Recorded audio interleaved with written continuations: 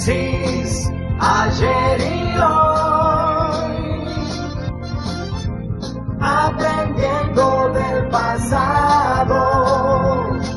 De Menzies, ayer y hoy. Hace menos de 3 horas se votó, y tal cual lo habíamos anticipado, más de 200 votos, 204 votos, del Pleno de Diputados, que está compuesto por 257 diputados nacionales, de los cuales faltaron solamente 5, el resto estuvo presente en el recinto y votó, y de esa votación, 204 fueron por la afirmativa, 37 por la negativa, 11 se abstuvieron.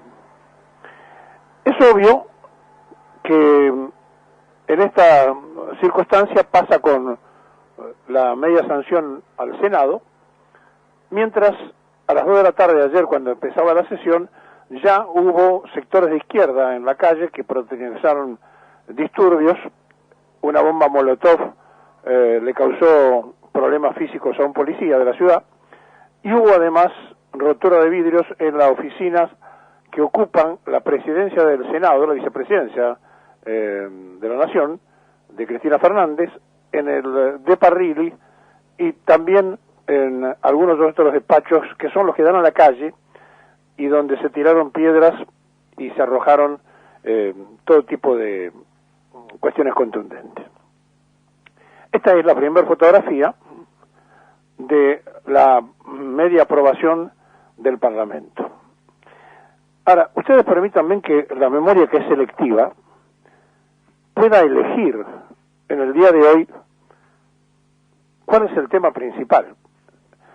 Porque, obviamente, esto va a quedar en la historia, de la misma forma que va a quedar en la historia cada una de las cosas que se te protagonizan a favor o en contra de un pueblo. Un día como hoy, nacía el hijo de un mazorquero, negado por la historia radical, porque no querían emparentarlo con Juan Manuel de Rosas, pero el padre de Leandro L. Alem era mazorquero. Y nacía el fundador del radicalismo. Claro, de esto pasó hace mucho tiempo, nació en 1842. También hace mucho tiempo, porque casi 50 años, 49 años, se producía un triunfo que la memoria selectiva me va a permitir que ustedes compartan aquello que ocurría un día como hoy, de 1973, porque en realidad, ese día, la voluntad de vencer de un pueblo lograba, pese a las proscripciones, al bombardeo, a los fusilamientos, a los presos, lograba que una dictadura tuviera que llamar a comicios, y finalmente, en una elección donde el FREJULI, el Frente Justicialista de Liberación Nacional, duplicó en votos a la Unión Cívica Radical, encabezada por Balbín Gaumont, pero que no llegaba al 50%, porque había que tener el 50% más 1 para no ir a la segunda vuelta. Sacó el 49%. Pero era tan grande la diferencia que había con la fórmula radical que el propio Balbín dijo: no vamos a pedir la segunda vuelta. Esto significó que tiempo después, en Gaspar Campos, cuando se tenían que hacer por separado las elecciones de senadores de la ciudad de Buenos Aires, el propio general Perón, en una de las visitas que hiciera Balbín con De la Rúa a Gaspar Campos, cuando se despidió desde el jardín de Gaspar Campos, le dijera Perón: adiós senador, a De la Rúa. De la Rúa se dio vuelta y le dijo: no, todavía no. Le volvió a decir Perón: adiós senador. Balbín se sonrió porque entendió el mensaje de Perón, y porque sabía que en agradecimiento a que no se había pedido aquella vez la segunda vuelta, le estaba facilitando el camino para que Fernando de la Rúa fuera senador por la ciudad. El justicialismo, o el Frente Justicialista de Liberación, llevó a Sánchez Orondo, que sabía que no tenía los votos necesarios para poder ganar. Era una devolución de gentileza, después de que Balbín había cruzado el muro para encontrarse con Juan Perón. Esta historia tiene una relación casi directa con cosas que ocurren en Chile. Porque cuando el 11 de marzo del 73 se ganaron las elecciones, el gobierno se preparó para asumir el 25 de mayo, y el 25 de mayo, entre los que estaban presentes, estaba Salvador Allende Goces, el presidente socialista de Chile. El pueblo gritaba entonces, Chile, Cuba, el pueblo te saluda, en alusión a que estaba Dorticós, el presidente cubano, también presente en la asunción de Cámpora Solano Lima. Hoy va a viajar Alberto Fernández a Chile porque un joven de 36 años, Boric, va a subir la presidencia de Chile. Esa coincidencia que tiene la historia. Y por primera vez en la historia de Chile, un presidente extranjero va a hacer uso de la palabra en el almuerzo que se hace habitualmente en Viña del Mar, en la residencia que tienen los chilenos, después que asume el presidente y que agasaja no solamente a los legisladores de su país, sino también a los invitados especiales, en este caso a los presidentes de otros países y al rey de España. Y por primera vez va a hablar un presidente extranjero, y lo va a hacer Alberto Fernández. Claro, estas circunstancias y estas coincidencias se dan de narices con la situación que se va a vivir si nosotros no encontramos la solución real a los problemas de todos los días. El ministro de Economía se encuentra en Houston tratando de conseguir inversionistas petroleros para sacar el petróleo de Vaca Muerta, para sacar el gas de Vaca Muerta. Hace gestiones por ese lado, ya tiene instrucciones la titular de la AFI para modificar cuestiones impositivas para que puedan venir capitales extranjeros para hacer todo esto. Hay voluntad de hacer cosas para dinamizar la economía, pero la verdad es que en un momento determinado lo que aquí se produce es una extraña coincidencia, donde grupos de izquierda que votaron en contra, donde los libertarios votaron en contra por distintos motivos. Uno porque no quieren arreglar con el fondo, los otros porque dicen que el fondo, o mejor dicho, que para arreglar con el fondo había que hacer un ajuste mucho mayor. Y en el medio, un sector de legisladores, de 30 legisladores, que acompañaron a Máximo Kirchner, que no estuvo presente en el debate, pero que bajó a la hora de votar y votó en contra. Y aquí presentó además documentación porque lo hacía, y aquí entonces se abre una situación muy puntual. A 49 años de aquella voluntad de vencer, hoy el mensaje que se da para dentro del justicialismo es que el presidente del partido en el orden nacional, Alberto Fernández Pérez, dice una cosa y pide una cosa, y el presidente del partido justicialista en el orden provincial, Máximo Kirchner, dice otra cosa y pide otra cosa. ¿A quién le hacen caso los afiliados al PJ? ¿Cuál es la conducción política del PJ? ¿A dónde está?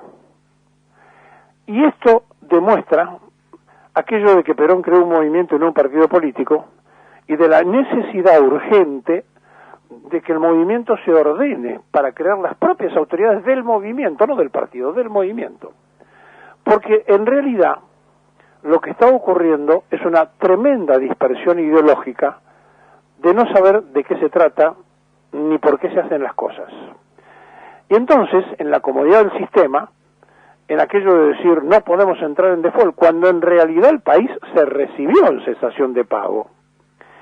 Y entonces todos coincidían que lo mejor era un mal arreglo que no haber arreglado nada. Bueno, a nadie se le ocurrió que se podía haber negociado en situaciones distintas porque ellos violaron la Carta Orgánica del Fondo y porque el dinero había sido totalmente evaporado por parte de la administración anterior, y de haber dicho, señores, como el gobierno anterior hizo evaporar la plata y el Fondo Monetario no controló que eso no ocurriera, nosotros no queremos pagar nada hasta que esto se aclare, ni intereses, ni ninguna de las cosas. Pero como no se dijo esto, todo lo demás, ya se lo dijimos en su momento, llega tarde.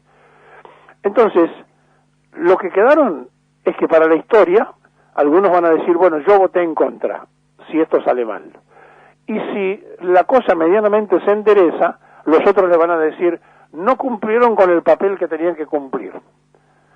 Miren, la verdad que nosotros ya tenemos unos cuantos años y vimos 22 arreglos con el Fondo Monetario Internacional. Que sepamos, ninguno permitió el crecimiento, ninguno le trajo soluciones a la Argentina, y al revés, vimos cerrar ferrocarriles, vimos privatizar empresas del Estado, vimos ajuste de los jubilados, etcétera, etcétera, etcétera, e intentos de reforma laboral. Ahora dicen que todo eso no va a ocurrir y que así nos entran en default. Miren, esto tampoco es cierto, porque cada 3 meses podemos entrar en default cuando venga la inspección manejada por un inglés y diga a ese inglés: miren, no cumplieron y entonces no le vamos a hacer llegar el crédito para que ustedes paguen, porque tendrían que haber recortado aquí, haber pedido permiso cuando asfaltaron aquella calle o aquella ruta y ustedes gastaron un dinero que no estaba previsto, etcétera, etcétera, etcétera, y entonces ustedes no han cumplido la pauta del fondo y el préstamo no llega. ¿Y sabe qué es eso? Entrar en cesación de pago. Ya se lo dije muchas veces, el fondo jamás pone un país en cesación de pago. Siempre dice: se está negociando una postergación. Claro, cuando ya después definitivamente no puede pagar, ven si le cobran en especie. Por eso Angela Merkel le dijo a los griegos en un momento: si no pueden pagar, entreguen una isla. Y ahí los griegos reaccionaron dándose cuenta de la situación en que estaban. La verdad es que nosotros estamos absolutamente persuadidos y convencidos que había otra salida y otro acuerdo. Pero no tiene importancia, es simplemente la opinión de un periodista. Lo que tiene importancia es el tiempo y el turno que nos va a tocar vivir. No es cierto que con esto no entremos en default. Con esto se evita, pero cada 3 meses hay que hacer el examen, porque si no nos mandan el dinero en el momento, estamos en cesación de pago.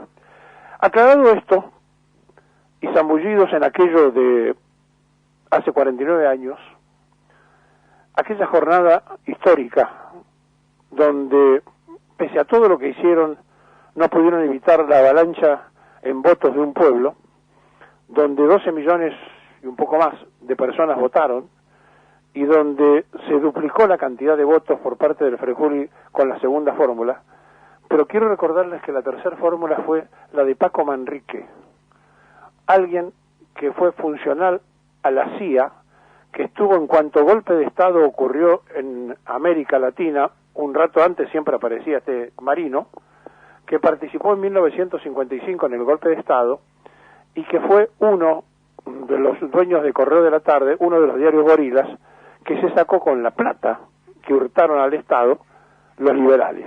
Digo esto para refrescar un poco la memoria de aquellos que lo vivieron y para informarle a aquellos que no lo conocieron. De todo esto, estamos absolutamente curtidos. Ya lo hemos vivido, ya sabemos de qué se trata, y simplemente ahora hay que esperar del tremendo esfuerzo del pueblo trabajador. ¿Saben por qué? Porque esto se puede alimentar, organizar y poner en funcionamiento cuando hay voluntad de resolver los temas.